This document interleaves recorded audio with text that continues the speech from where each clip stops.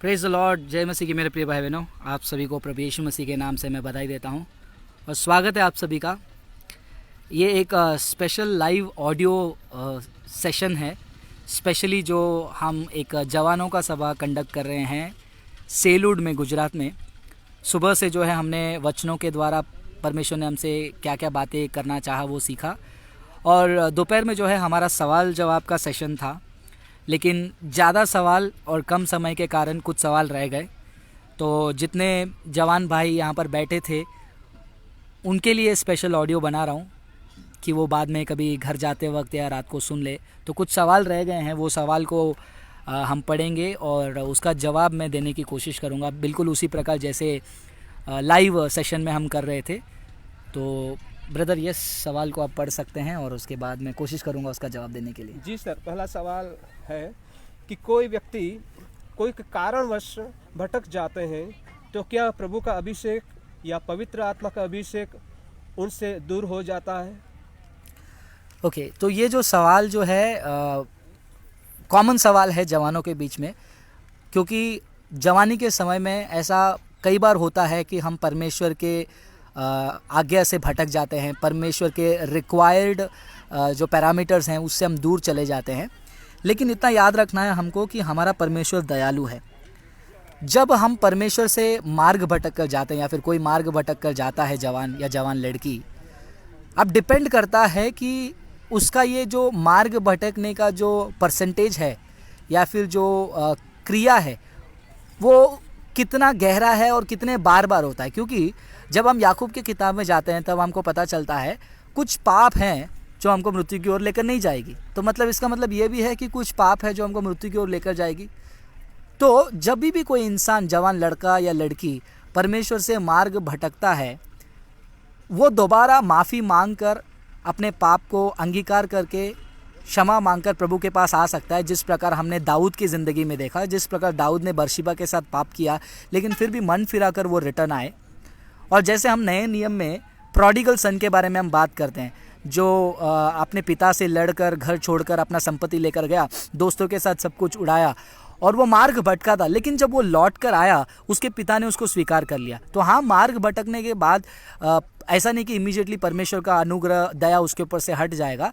लेकिन अगर ये लड़का या लड़की बार बार एक ही पाप को लगातार कर रहे, जैसे दाऊद जो है भजन संहिता में कहते हैं, safeguard your servant from presumptions, इन आपके दास को जो है आप ठिठाई के पाप से, यानी कि जानबूझ के करने वाले पाप से आप बचाए रखना। अगर कोई जानबूझकर बार बार भटकने का नाम लेकर परमेश्वर से दूर जा रहा है और पाप कर रहा है, तो ऐसा एक समय आएगा, जैसे हम रोमियो की किताब में पढ़ते हैं कि परमेश्वर ने उनको उनके मर्जी के अनुसार छोड़ दिया। तो एक समय आएगा परमेश्वर वो जानबूझकर भटकने वालों को उनके मर्जी के अनुसार उनको छोड़ देंगे। इसीलिए जो है एक कहावत भी जो है मैं बार बार कहता हूँ, वो ऐसा है कि दो प्रकार के लोग होंगे। एक परमेश्वर के सामने घुटने टिकाएंगे और कहेंगे कि तेरी मर्जी पूरी हो जाए, और दूसरे प्रकार के वो लोग होंगे जो परमेश्वर के सामने घुटने नहीं टिकाएंगे, अपनी मर्जी के अनुसार चलना चाहेंगे और परमेश्वर उनको देखकर बोलेगा तुम्हारी मर्जी पूरी हो जाए। तो ज़रूरी नहीं है कि आपका अभिषेक हो जाएगा, लेकिन बार बार होने पर आपको सोचना है कि आप परमेश्वर से ही नहीं बल्कि आप जो उद्देश्य है उसी से भटक गए हैं। यस ब्रदर, अगला सवाल। दूसरा सवाल है सर, क्षमा के संबंध में क्या जानबूझकर किया हुआ पाप और अज्ञानता से भरे हुए पाप के बीच में क्या अंतर है? फिर से पढ़िए उस सवाल को। क्षमा के संबंध में हाँ, क्या स्वैच्छिक पाप यानी कि जानबूझकर किया हुआ पाप ओके, और अज्ञानता से भरे हुए पाप के बीच में क्या अंतर है? अज्ञानता और गलती से होने वाली पाप होती है। हाँ, ये बात सच है, बहुत सारे जवान जो हैं गलती से कुछ पाप को कर बैठते हैं। जैसे कि जब वो शुरुआत में मसीह में आते हैं तब उनको लगता नहीं है कि ये पाप है, लेकिन जैसे धीरे धीरे वो परमेश्वर के वचन को पढ़ते हैं, जैसे परमेश्वर के नज़दीक जाते हैं, तो उनको पता चलता है कि ये गलत काम है। तो जब तक उनको रियलाइजेशन नहीं था तब तक उसको गलती में काउंट किया जाएगा, पाप ही है, लेकिन वो पाप को जो है परमेश्वर माफ़ कर देंगे। लेकिन जब उनको पता चल जाएगा कि ये जो मैं आज तक कर रहा था वो पाप नहीं था, लेकिन अब पता चल गया ये पाप है, अगर उस पाप को वो लगातार करते जाएगा, जैसे पिछले सवाल का जवाब में मैंने आपको बताया कि एक समय आएगा कि परमेश्वर उनको उनके मर्जी के अनुसार छोड़ देगा और उनके लिए जो है कोई मार्ग नहीं बचेगा। इसीलिए वापस से वो कोट याद दिलाता हूँ कि कि जो कोई परमेश्वर के सामने घुटना टिकेगा उसको परमेश्वर ज़रूर जो है अपने मर्जी को करने के लिए मदद करेगा। और जैसे हमने आज यूसुफ के जीवन में देखा, यूसुफ के जीवन में जो 5 आर देखा, यदि वो व्यक्ति परमेश्वर से प्यार करता है तो सबसे पहला वो रियलाइज़ करेगा कि वो अपने जीवन के साथ क्या कर रहा है। आर नंबर 2, वो रिकग्नाइज करेगा कि वो पाप जो है परमेश्वर से उसको दूर लेकर जा सकता है। और आर नंबर 3, वो क्या करेगा, रिफ्यूज़ करेगा, यानी कि रिजेक्ट करेगा, किस चीज़ में, उस पाप को करने से मना करेगा। आर नंबर 4, वो अपने आप को क्या करेगा, रिमोट करेगा, यानी कि रिमूव करेगा, दूर लेकर जाएगा वो सारी चीज़ों से जो उसको वो पाप में डालती है। और 5वां, अगर वो पाप फिर से उसके पीछे आ रही है वो भागेगा वहाँ से। सो ये 5 आर जो यूसुफ के लाइफ में था, अगर वो 5 आर ये एक जवान लड़का लड़की अपने जीवन में कर लेता है तो डेफिनेटली जो है वो सिर्फ अंतर समझने में नहीं ज़िंदगी बिताएगा, बल्कि अंतर समझने के बाद जानबूझ के करने वाले पाप से भी वो बचकर रहेगा, जिस प्रकार यूसुफ उसके जीवन में उदाहरण के तौर पर हमारे लिए बना। और वही चीज़ जो है पहला तीमोथी में हम देखते हैं, प्रेरित पौल ने तीमोथी को भी कहा कि तुम ये 5 चीज़ों को जो है 5 चीज़ों में लोगों के सामने उदाहरण बनो। कौन कौन सा? सबसे पहला था कि तुम उनके बीच में अपने बोली में, यानी कि वचन में, चाल चलन में, प्रेम में, विश्वास में और पवित्रता में। जब ये चीज़ कोई अच्छे से करेगा तो बहुत ऐसा कम संभावना होती है जहाँ पर वो जानबूझकर वो पाप को करे, क्योंकि उसको पता है ये परमेश्वर के विरुद्ध है और ये मुझे परमेश्वर से दूर लेकर जा सकती है। अगला सवाल है सर, जब जवान परमेश्वर के कार्य के लिए आगे बढ़ते हैं और हमारे सामने ऐसा परीक्षण आया, टेम्पटेशन आया कि हमारे चर्च में 2 भाग हो गए, हमें क्या करना चाहिए? फिर से पढ़ेंगे। जवान, हम जवान हैं और हम खुदा के कार्य के लिए आगे बढ़ रहे हैं, लेकिन हमारे सामने ऐसा परीक्षण आया कि हमारे चर्च में 2 भाग हो गए, 2 पार्ट हो गए, हमें क्या करना चाहिए? अब ये सवाल उतना क्लियरली मुझे समझा नहीं कि किस प्रकार का परीक्षा आया और किसके कारण ये 2 भाग हुआ। क्या ये शिक्षा के विरोध के वजह से हुआ, या फिर झूठे प्रचार के वजह से हुआ, या फिर किस sexual problem, sexuality, immorality, adultery की वजह से हुआ? तो ये पूरा उतना क्लियरली मुझे समझा नहीं, तो इसका जवाब मैं दे नहीं पाऊंगा। तो अगले सवाल को हम देख लेते हैं।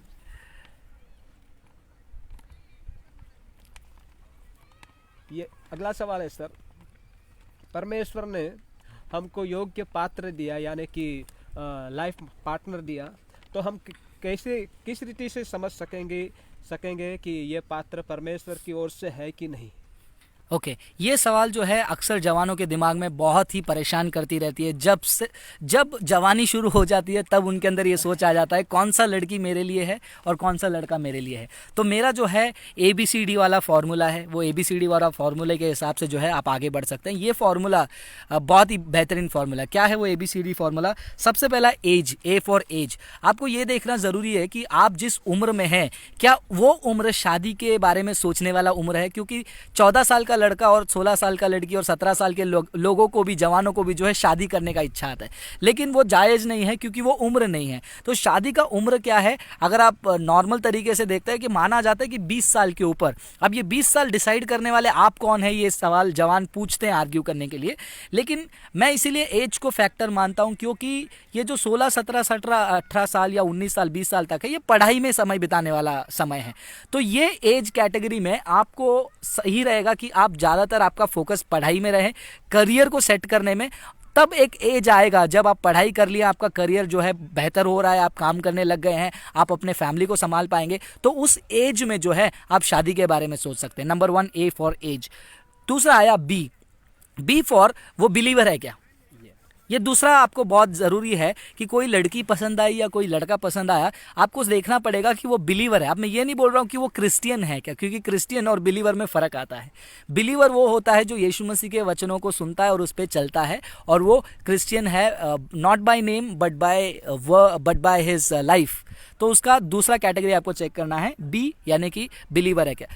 तीसरा जो है C यानी कि उसका जो कमिटमेंट है मसीह को लेकर और अपने ज़िंदगी को लेकर, वो आपको जांचना बहुत ज़रूरी है। किस प्रकार का कमिटमेंट? क्योंकि आज बहुत सारे बिलीवर्स भी होते हैं लेकिन आत्मिक जीवन में उनका कमिटमेंट कुछ नहीं होता है। वो एक साधारण जीवन जी रहे हैं, वचन के आधार पर उनकी जीवन नहीं होती है, वो वचन के शिक्षा के अनुसार उनकी जीवन नहीं होती है, लालसा वाली जीवन होती है उनकी, उनका अभिलाषा होता है, उनका बोलने का तरीका तो ये कमिटमेंट उसका जो मसीह के साथ है, वचन के साथ है, उसके जीवन में वो दिखनी चाहिए। So A for age, B for believer, C for उसका कमिटमेंट, और डी फॉर आपको डिस्कस करने की ज़रूरत है। अगर आपको लगता है कि आपका एज सही है और उस लड़की का या लड़के का एज सही है, और आपको लगता है कि वो लड़का लड़की बिलीवर है, और आपको लगता है कि वो लड़का लड़की कमिटेड है क्राइस्ट को लेकर, तो चौथा चीज़ आपको डिस्कस करना है किसके पास, वो लड़की और लड़के के पास नहीं। वो डिस्कशन कहाँ पर होगा? आपको शादी करनी है तो शादी करने का सही तरीका होता है या तो आप उनके कलीसिया के पास्टर से बात कीजिए, या फिर आप अपने माता पिता से बात कीजिए। अपने माता पिता को बोलकर उनके माता पिता से बात कीजिए। कुछ जवान बोलेंगे कि नहीं नहीं मेरे माता पिता मुझे चाटे लगाएंगे, तो एक काम कीजिए, आप अपने पास्टर से बात करवाइए, पास्टर को बोलिए उनसे बात करने के लिए। तो ये डिस्कशन का पॉइंट सही होगा।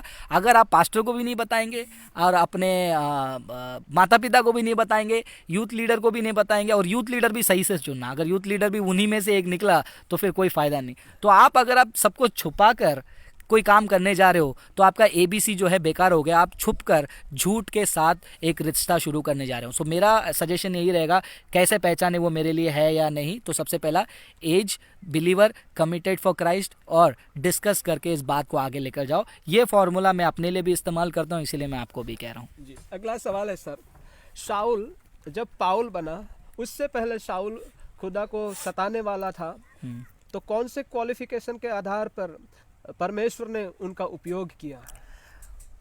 जिस क्वालिफिकेशन से आपको और मुझे क्षमा और माफ़ी मिली है उससे तो बेहतर ही होगा, क्योंकि शॉल कहते हैं कि कोई मुझ पर दोष लगा नहीं सकता, क्योंकि वो वचन को यानी कि पुराने नियम को जो है बहुत ही अच्छे तरीके से 100% तरीके से फॉलो करने वाले व्यक्ति हैं। अब हमको ये समझना ज़रूरी है कि परमेश्वर ने क्यों सॉल कभी पॉल में कन्वर्ट नहीं हुआ, खाली वो लैंग्वेज के हिसाब से उसको सॉल भी कहा जाता है, पॉल भी कहा जाता है। तो यीशु मसीह ने जो है कोई क्वालिफिकेशन नहीं देखा, प्योर अनुग्रह दिखाया पॉल के ऊपर, जो अनुग्रह आपके ऊपर दिखाया, जिसकी वजह से आपने भी ये सवाल पूछा, जिसकी वजह से आज भी आप भी एक मसीह हैं। तो परमेश्वर का अनुग्रह जो क्रूस पर दिखाई दिया वो सबके लिए एक समान है, और उसी अनुग्रह के कारण परमेश्वर ने जो है शॉल को और शॉल या पॉल आप जैसा समझो उनको जो है सेवा के लिए बुलाया। और आज हमारी ज़िंदगी को भी जब हम देखते हैं, पुराना कितना गंदगी से हम जीवन जी रहे थे, पॉल तो कम से कम पुराने नियम के आधार पर अपने आप को परफेक्ट जीवन में जी रहे थे, लेकिन हमारा कोई ठिकाना नहीं था, हम कितने गलत काम में थे, फिर भी परमेश्वर ने हम पर अनुग्रह किया। अगर ऐसा देखा जाए, हमको अपने आप से सवाल पूछना पड़ेगा कि प्रभु मेरी क्या योग्यता थी, मेरा क्या क्वालिफिकेशन था जिसकी वजह से आपने मुझे चुना और आपका बेटा बनाया या फिर सेवक भी बनाया। आखिरी सवाल सर, कई बार हम चर्च में नहीं आते हैं, ऐसे लोगों की मुलाकात करते हैं और यीशु के प्रेम के बारे में उनको बताते हैं, और जब हम चर्च आने के लिए उनको निमंत्रण देते हैं तो वो नहीं आते। मैं समझ नहीं पाया, एक मिनट। हाँ जी, फिर से बढ़िए वो वाला सवाल ब्रदर जी। जब चर्च में नहीं आते ऐसे लोगों की हम कई बार मुलाकात करते हैं और उनको बताते हैं कि यीशु का प्रेम कैसा है, लेकिन बार बार बताने के बाद भी वे लोग चर्च नहीं आते, तो हम निराश हो जाते हैं। तो हमें क्या करना चाहिए?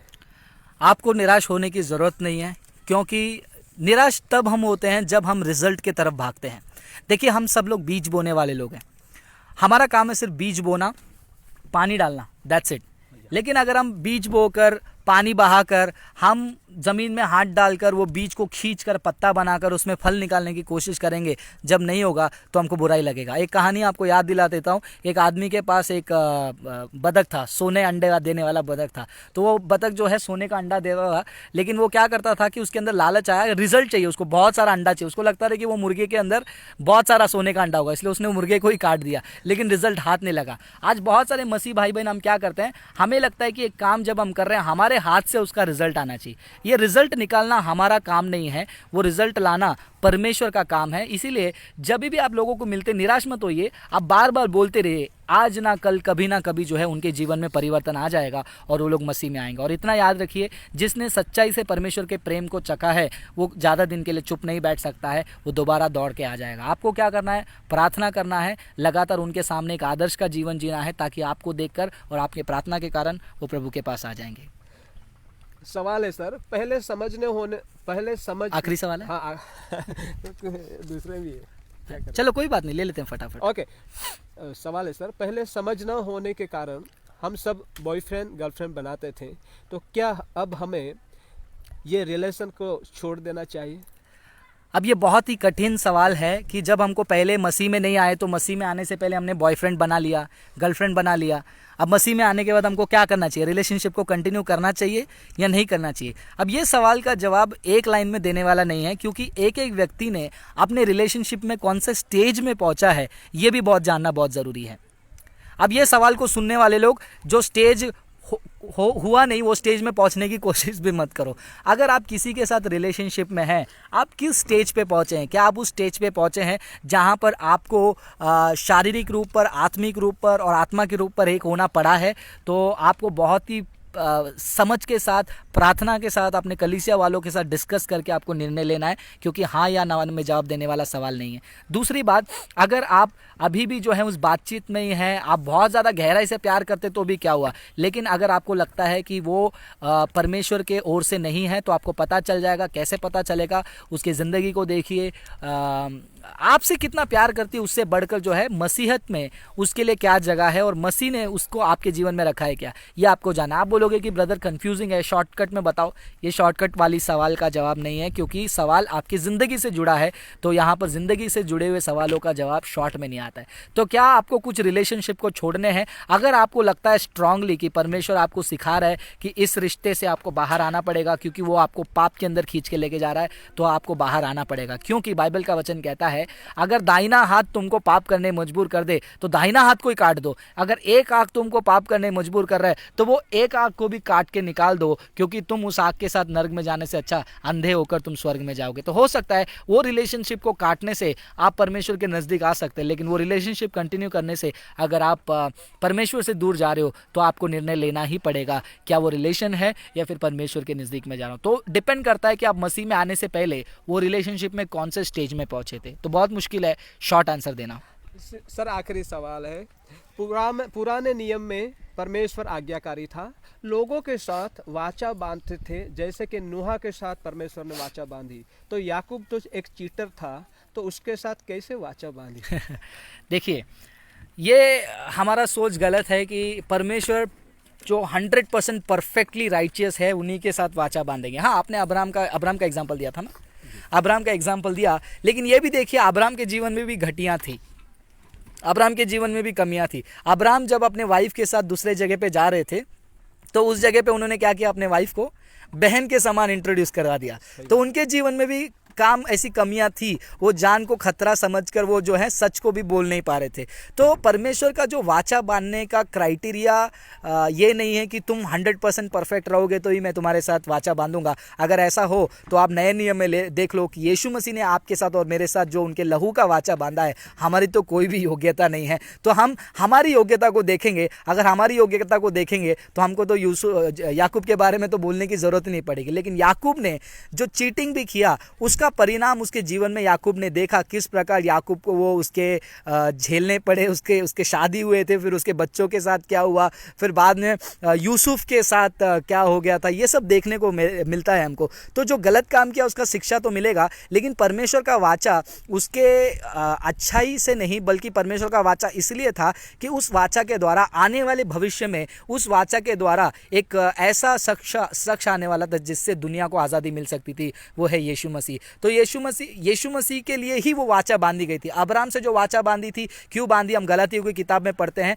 वो वंश के आने तक अब्राहम के साथ जो वाचा बांधी थी। मूसा के साथ क्यों वाचा बांधी थी, वो वंश के आने के लिए, यानी कि यीशु मसीह के लिए। तो जितने भी वाचा हैं पुराने नियम में, वो पर्सनल कॉन्ट्रैक्ट नहीं था, बल्कि यीशु मसीह के आगमन की तैयारी की वाचा थी। और वैसे ही हमारे साथ भी जो यीशु मसीह ने, खुदा ने जो वाचा बांधा है यीशु के लहू का, वो भी यीशु मसीह का पुराने नियम में यीशु मसीह के पहले आगमन के तैयारी के लिए वाचा था। आज आपके और मेरे साथ जो वाचा बांधी गई है वो यीशु मसीह के दूसरे आगमन के लिए बांधी गई वाचा है। तो इस वाचा को देखकर हमको सावधानी बरतना है। याकूब चीटर था, उनके साथ परमेश्वर ने न्याय किया, उनकी जीवन खत्म हो गई, वो हमारे लिए एग्जाम्पल बन गए। लेकिन आज हम जिंदे हैं, हमारे जीवन में हम वाचा में चीटर ना बन जाए, ये हमारा फोकस होना चाहिए। Thank you sir, thank you so much. हो गया। तो बहुत बहुत धन्यवाद मेरे प्रिय भाई बहनों सुनने के लिए। और ये जो छोटा सा लाइव ऑडियो इसीलिए मुझे करना पड़ा क्योंकि बहुत सारे जवानों का सवाल था, अगर उनका सवालों का जवाब नहीं दूंगा वो निराश हो गए, तो हमने उनको वादा किया कि आप घर जाइए, यूथ मीटिंग तो ख़त्म हो गया लेकिन फेसबुक लाइव पर बचे हुए सवालों का जवाब दें। इसलिए जितना हो सके हम शॉर्ट में वो सारे सवालों का जवाब प्रोड्यूस किए। आप लोगों को भी बहुत बहुत धन्यवाद। God bless you. प्रभु आप सभी को आशीष करें।